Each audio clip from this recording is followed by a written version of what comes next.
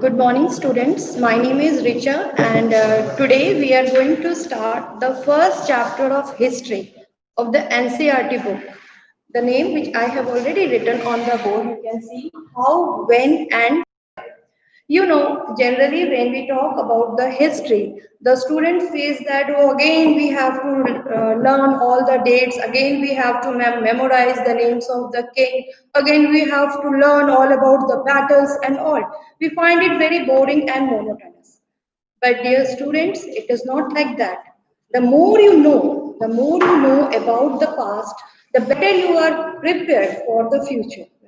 So history is not something boring. History is something to learn about how from early times till now, from early man till now, the modern man, how what were the developments which have taken place. But yes, history is synonymous. It is synonymous with the dates. And but it is synonymous with the dates, but it is not like that. It is only about the date. Why do we learn about the dates? It is because when we come to know about the events, which event happened what time and how the things have changed, we can do the comparison. Okay, like if we know that we all are aware that the first train which ran from Thane, from Pune to Thane, at that time you will see from there till now, you can see the railway tracks are reaching to the remotest corner of the country. So history is about this comparison. What was the situation earlier with the first train run and Mumbai to Thane and Mumbai to Pune, and what is the situation now? We can do the comparison. We can check about what are the things, what are the developments, what are the new inventions.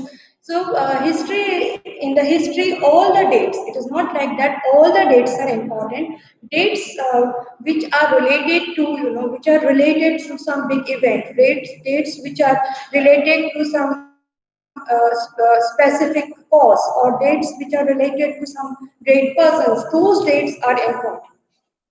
Now, and among in the dates also, you must know that something which may be important for us may not be important for others. So the area of study also decides which dates are important. Maybe for me, my date of birth is very important, but maybe for my colleagues it may not be very important. So the area of interest, the area of interest, that also matters which dates are important. For an artist, suppose who is interested in painting, suppose if someone is very good artist, for he may want to become a big painter. So for or architecture, for him it is important to know that who made the painting of Mona Lisa. Okay, Leonardo da Vinci was from which country, and what kind of a colors will he use. So it is important for him. But someone who is someone who wanted to become doctor, for him the development in the medical field, that is more important. So he will read about all those medical development, who developed the first vaccination for smallpox, how the various kind of a disease eradicated and all. So the area of our interest, the area where we want to study, that is also important when we are talking about the date. So dates vary from person to person and from the area of interest in which that person wants to study. It is not like that you have to memorize all the dates. In class 8, the first chapter, how, when, and where.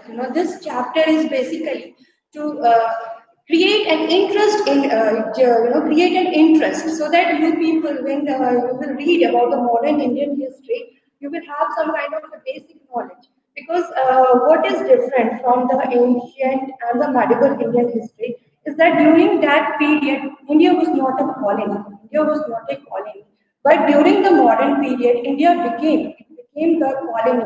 We Indians came under the rule of Britishers. So to understand it in a better manner, what were the changes took place? What were the developments? Is the British rule is all about it is all about atrocities. It is all about underdevelopment. It is all about the cruelty which they did to the Indians, or they have done something good also, or they have done something positive also. I always tell my students that when we read about the history or rather any topic, we need to be very rational, very logical, because the books which are written, even if you are when you are watching the television, the anchors who are presenting the news, sometimes they may be biased. You know, they may give only one-sided picture. It is up to us to read both the sides. It is up to us to understand both the sides and then makes the judgment. So same about the history. In history, it is not like that when Britishers came, everything bad happened. There are some developments also. So in class 8, you all have now grown up. You can understand the broader perspectives of the same. So how, when, and where this chapter sets a momentum, in which you can take the judgment, what is good, what is bad, and become a logical. You can have your own opinion. That is more important. So the day when you will start analyzing the things, you will start enjoying the history. When you start comparison, you will start learning the history through your day-to-day life. Like you, every day you are drinking, you can see your parents are drinking a cup of tea. From when that people started to drink the tea? That question will come. Is it that from the ancient times Indians are drinking the tea? So it is not like that. It is not like that because tea is something which was brought by the Britishers when they started doing the plantation. Everything, everything which you use, the coffee, the pen, whatever you are using, everything is having its own history. And when you will come to, when you will generate that curiosity in your mind, history will become a fun for you. Okay, now in our this topic, we are going to read about a very famous person, James Mill. Now, James Mill was the first person. He was the first person who periodized the Indian history. He divided it into three different periods. You, as a student also, Peter, when you were in class 6, at that time you read about the ancient Indian history. In that you read about the Ganesh, you read about the Gautam Buddha and all. And when you came to the 7, at that time you read about the medieval Indian history. How Prithviraj Chauhan was divided, how Delhi Sultanate was established, how mighty Mughals dominated India, all these things. But in modern Indian history, now in class 8, your topic is modern Indian history. In modern Indian history, you will read about how India became a colony and then how Indians fought against the Britishers, and today we are one of the largest democratic countries of the world. We can proudly say that since from 1947 till now, India is one of the most successful democratic countries of the world. So you will gradually, from ancient till modern, you are going to read. So this periodization, dividing history into three periods, was first done by the person called James Mill.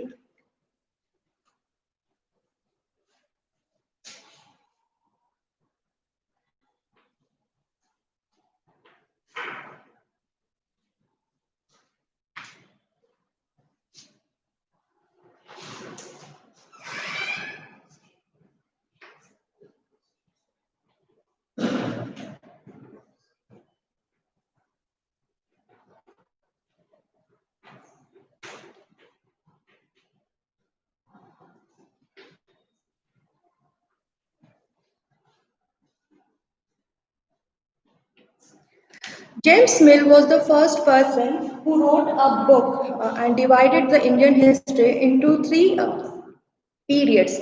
He wrote a book called A History of British India.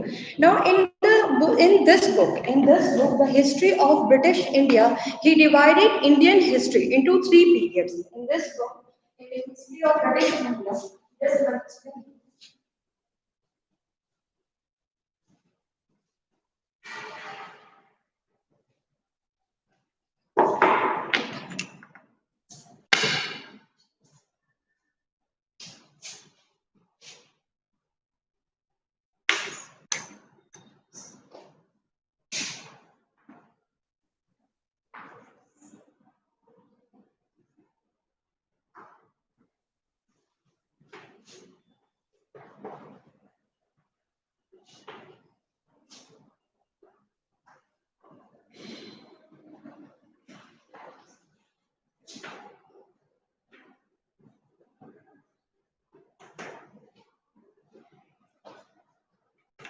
Now this you can see the James Mill. James Mill divided the Indian history into three periods: Hindu, Muslim, and British. Okay, he divided the Indian history into three periods: Hindu, Muslim, and British.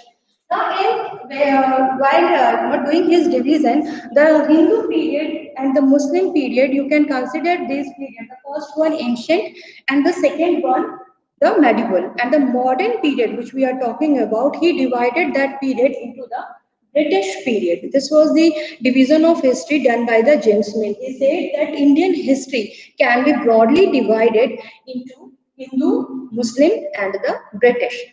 And why he divided this, why he did this kind of a division? Because he believed that before the coming of the Britishers, Indians were uncivilized. They don't know how to live. They were illiterate. They were the Indian society was divided on the lines of caste, on the lines of religion. They were superstitious. There was no development skills. They don't know how to live as a human. Where all these problems were existing at that time. So he said that Hindu and Muslim period was basically a period where Indian society was a backward society, where people don't know how to live, when they were fighting among each other in the name of religion, in the name of caste. They were very superstitious also. And the rulers, he talked about the rulers also. The Indian rulers were despot. They do not care about the people. They were living their own luxurious life. So that was the thinking of the James Mill. James Mill was a Scottish person, basically a British. He said the people were fighting in the name of caste. The people were very superstitious also. And at the same time, the rulers were also not sensitive. The rulers were also not sensitive towards the people. Rather, they were busy in their own luxurious life. They were very despot. So that was the thinking of James Mill.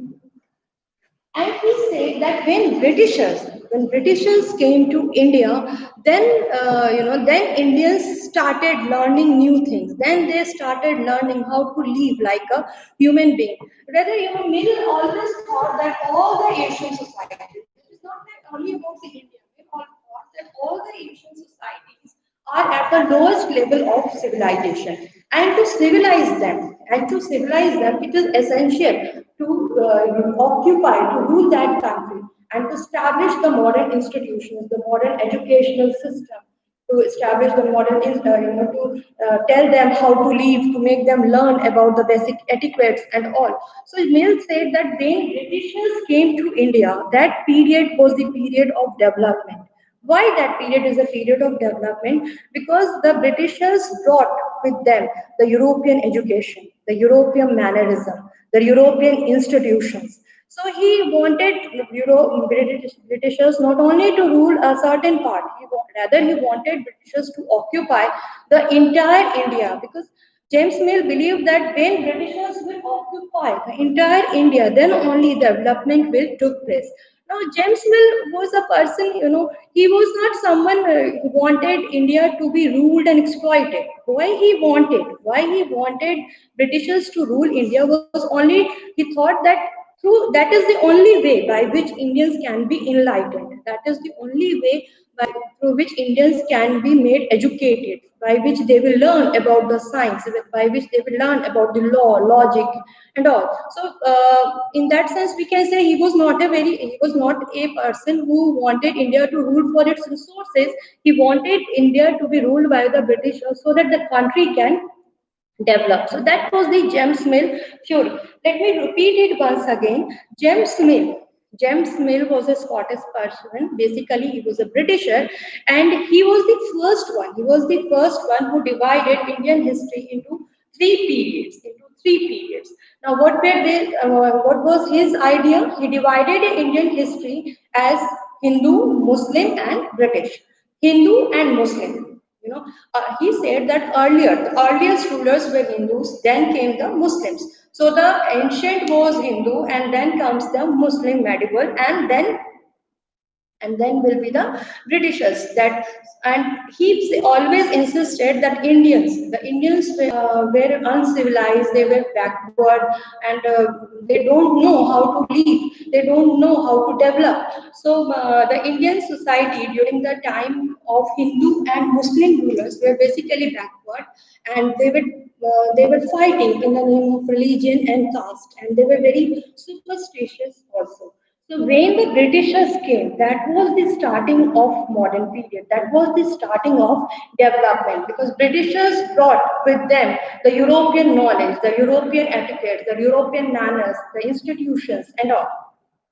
So when we are talking about the first train also Mumbai to Thane, who introduced? It was the Britishers. So he said that Britishers brought with them the modern values, the modern ideas. Okay. So British period, he said that that period is the period of was the period of the modern was a modern era, was the beginning of the modern period in India. Now, James Mill not only said this, he also wanted Britishers to rule throughout the India. He wanted Britishers to acquire the entire India and because he thought that is the only way by which Indians can develop. Okay?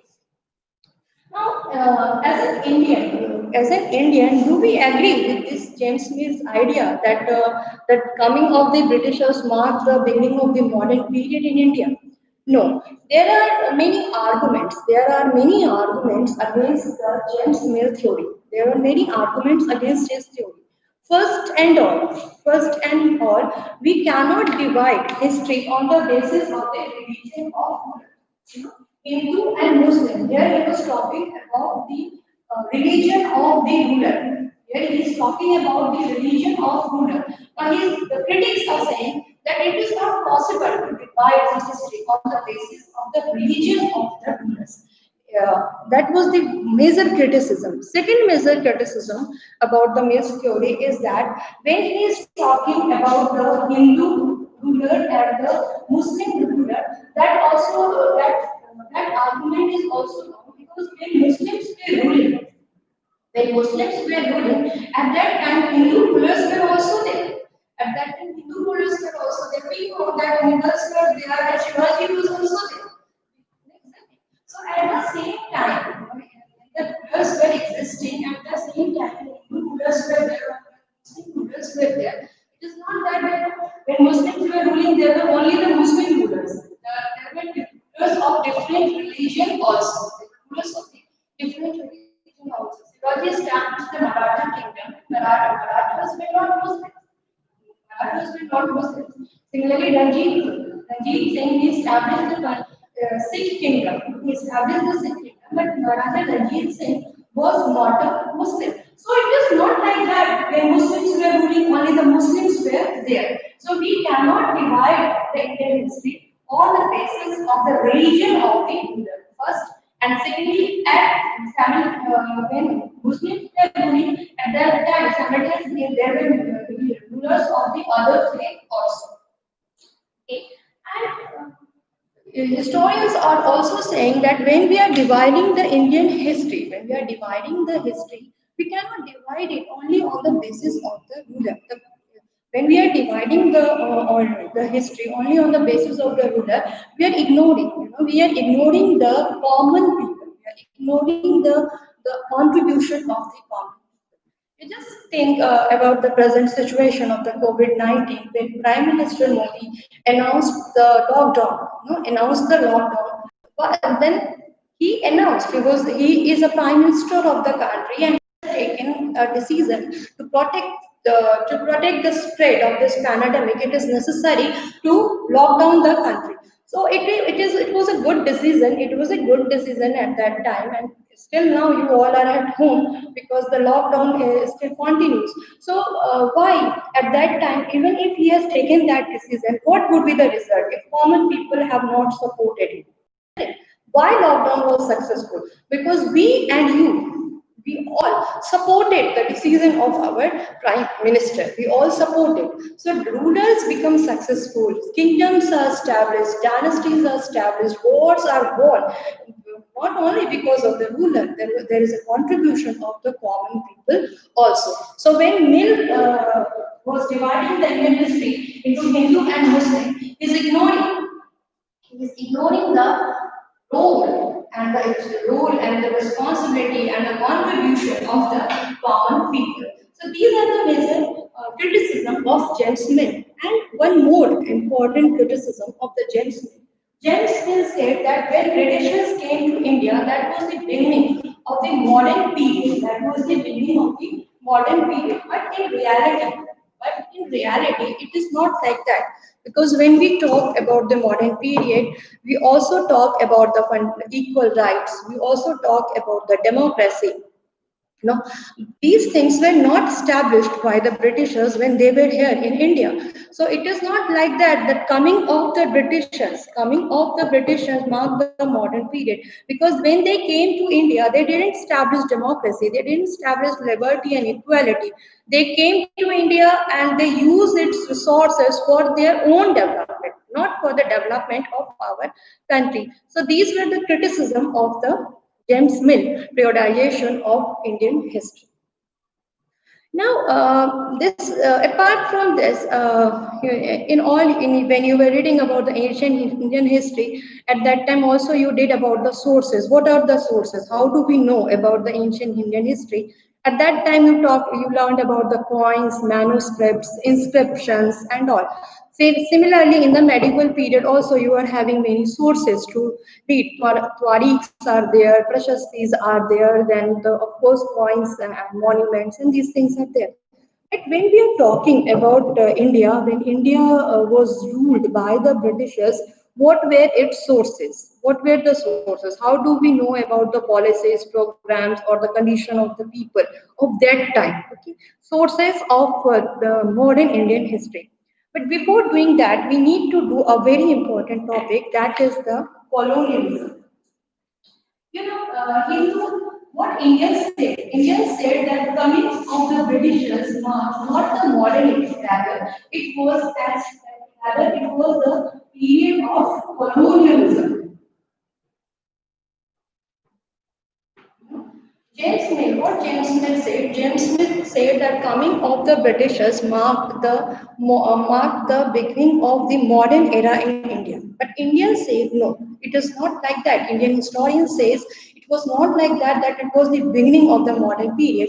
Rather, it was the beginning of the colonial period. It was the beginning of the colonial era in India. Now, what is colonial?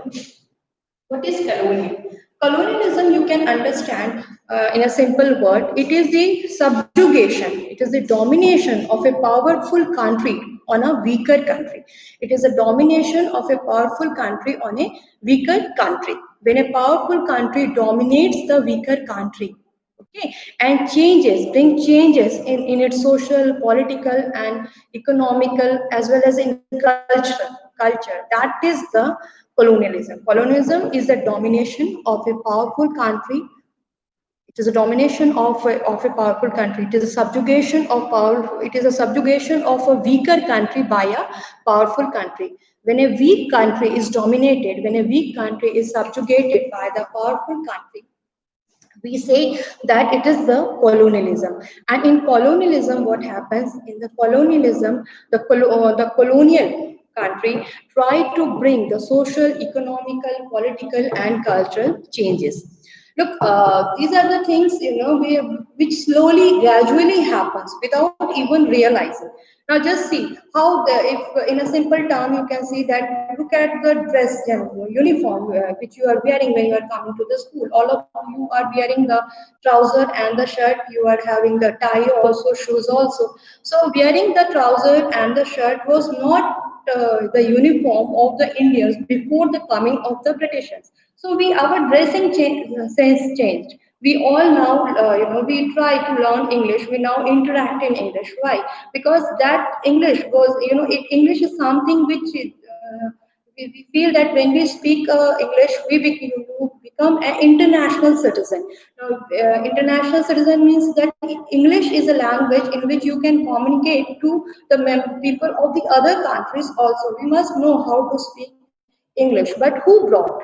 It was the Britishers who brought the English with us. There were a lot of there were many practices, inhuman practices in India, like the sati pratha, child marriage and all. So these things were, when Britishers came, they banned the sati pratha. So you can say that when they came, they not only that not only, only the bad things, good things also happened. But coming of them, if we'll compare that, then we will see that they exploited the resources of India. They made India a poor country, and on our term, at our cost, they developed themselves. Their country was developed. So that was the colonialism, colonial masters, the colonial country. What they tried, they not only try to dominate, to use the exploit the resources of the weaker country, but they also bring the social, economical, and political changes. Okay, so when British subjugated India, they started ruling India. They not only ruled India, they not only used our resources for their own development, but at the same time, they brought the social, economical, and political changes also. Okay, that was the colonialism. Now we will read about the sources. What are the sources? What are the sources through which we come to know about the British period?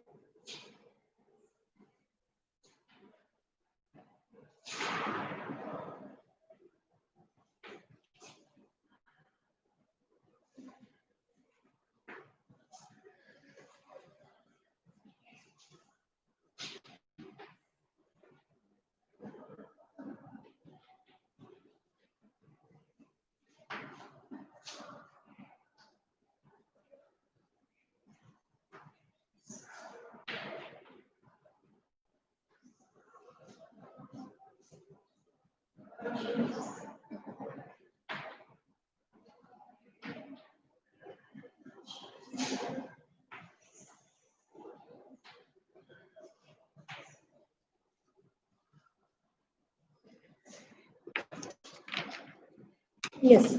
Now, what are the sources of the Indian history? How do we come to know about the modern Indian history? First, the official documents, the one of the most important sources of modern Indian history is the official document. Is the official document. Now, in the official document, Britishers were always believed in the writing. They keep the notes, letters, and all.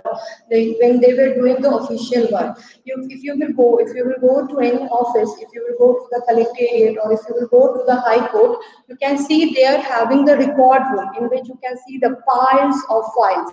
Now, the entire record room is filled up with the files. So it was the legacy which we carried on with after the British rule.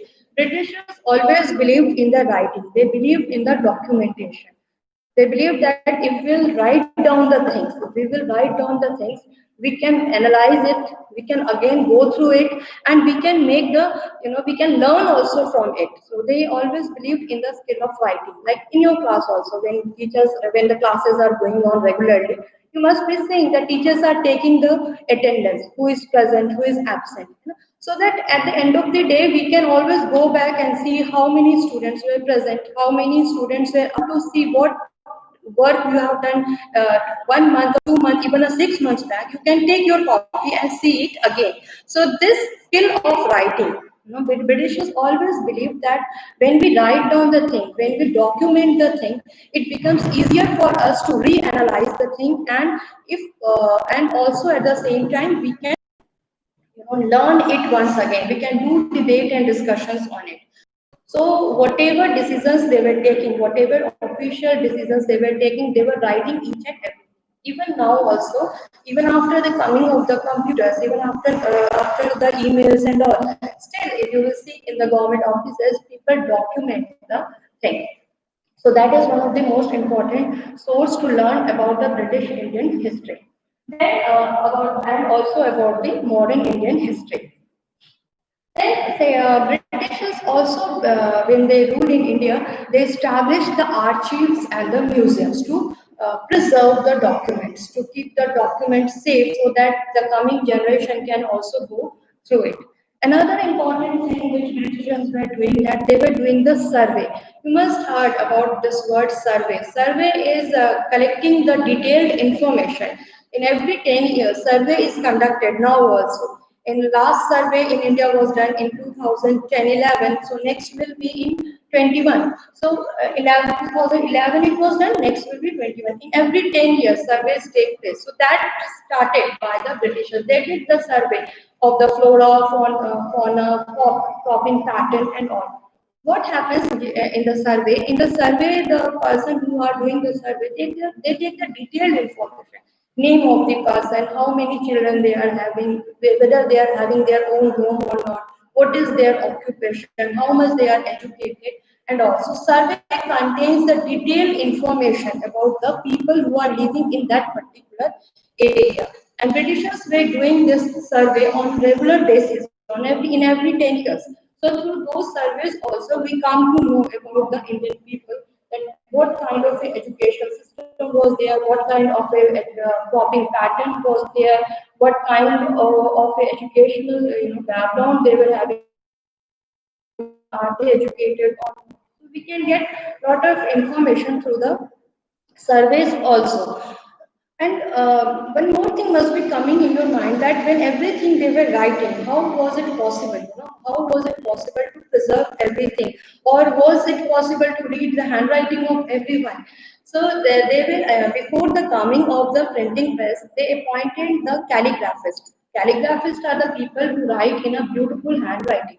So they were writing everything, whatever the decisions, notes, letters were written or official decisions were taken, those things were again rewritten by the calligraphist in a beautiful handwriting so that it can be preserved for later debates and discussion, for later learning also.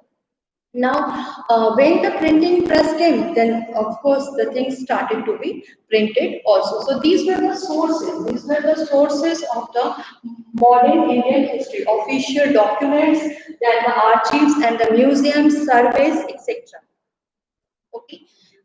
Now, when we talk about these sources, or when we talk about these sources, are these sources are telling about everyone? Are we getting the picture of entire India which was existing at that time? No, it is not like that. It is not like that. Why?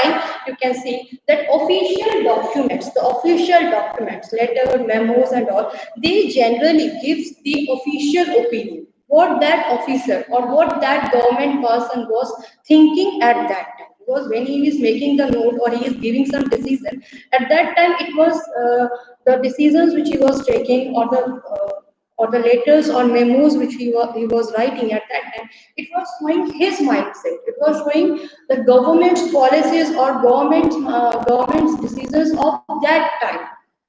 Okay, so somewhere the official documents are biased, because most of the official documents had the British opinion, their opinion, one-sided opinion was there, and what they wanted to preserve, what they wanted to show their coming generation. So most probably they were not writing the things about the atrocities or about the discrimination which they did with the Indian people. So this official documents is a very good source to know about the British policies, how Britishers were running the administration, how they were taking the decision, what judgments were taken. But at the same time, most of these official documents are written from the British perspective.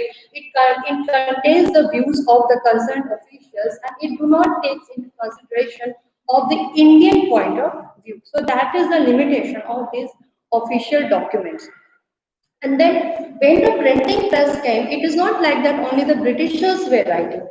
When the press came, Indians also started to write. The reformers like Raja Ram Mohan Roy, Ishwarchand Vidyasagar and all, they all had written books, they all have written articles in the newspaper, they all have circulated their journals and all. But the thing is, most of these books, or most of the things written in most of the books which were written at that time, those books also were generally written and read by the people who were educated, who were learned, who know how to read and write. So somewhere even the written documents or the books written by the Indians also that also do not contain the point of view or the conditions of those people who were illiterate, like the tribals, like the peasant, or like a person, tribal people who is working in a mines.